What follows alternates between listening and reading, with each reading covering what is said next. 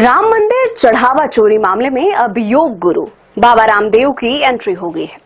एक कार्यक्रम में बोलते हुए उन्होंने इस कथित चोरी पर कड़ी नाराजगी जताई और कहा कि उन्होंने भगवान के नाम पर आए दान में गड़बड़ी की है।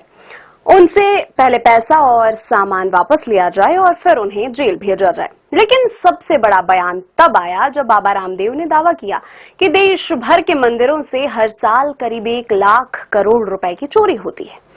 उनका कहना था कि अयोध्या से लेकर मथुरा तक कई मंदिरों में चोरी और गड़बड़ी की घटनाएं सामने आती रहती है। राम मंदिर से जुड़ी खबर ने पूरे देश को झकझोर दिया है। उन्होंने सरकार पर भी सवाल उठाए हैं। बाबा रामदेव यही नहीं रुके, उन्होंने सरकार द्वारा मंदिरों के नियंत्रण को लेकर भी सवाल खड़े किए। रामदेव ने कहा कि जिन मंदिरों का संचालन ट्रस्ट या सोसाइटी करती है वहां खातों में पूरी पारदर्शिता होनी चाहिए, लेकिन जो मंदिर सरकारी नियंत्रण में हो उन्हें सरकार के कब्जे से मुक्त किया जाना चाहिए। उन्होंने कहा कि भारत एक लोकतांत्रिक देश है, इसलिए सरकार को धार्मिक संस्थानों के प्रबंधन में दखल नहीं देना चाहिए।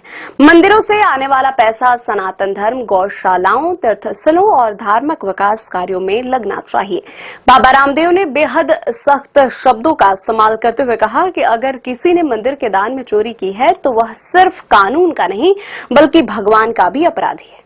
उन्होंने कहा कि ऐसे लोगों ने भगवान राम के साथ धोखा किया है, इसलिए पहले उनसे चोरी की गई रकम और सामान की वसूली होनी चाहिए और उसके बाद उन्हें जेल भेजा जाना चाहिए।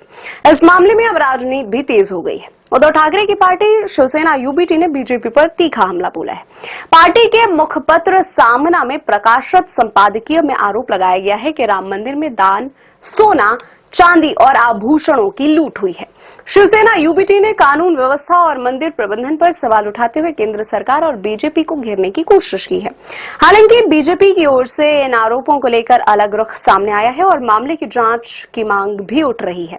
दरअसल विपक्षी दलों ने आरोप लगाया है कि अयोध्या के श्री राम जन्मभूमि मंदिर में रखे गए दान पात्रों से करोड़ों रुपए की कथित हेराफेरी हुई है। कुछ रिपोर्ट्स में मंदिर से जुड़े आभूषणों और कीमती सामानों के गायब होने की बात भी कही गई है। हालांकि पूरे मामले की सच्चाई जांच के बाद ही सामने आएगी, लेकिन बाबा रामदेव 1 लाख करोड़ रुपए की चोरी वाले बयान ने इस विवाद को और ज्यादा गर्मा दिया है। अब सबसे बड़ा सवाल यह है कि क्या मंदिरों के धन प्रबंधन के लिए नए नियम बनने चाहिए? क्या मंदिरों को सरकारी नियंत्रण से मुक्त कर देना चाहिए? और अगर चोरी हुई है तो दोषियों पर कितनी बड़ी कार्रवाई होनी चाहिए? अपनी राय कमेंट करके जरूर बताएं। वीडियो पसंद आए तो लाइक करें, शेयर करें और चैनल को सब्सक्राइब करें।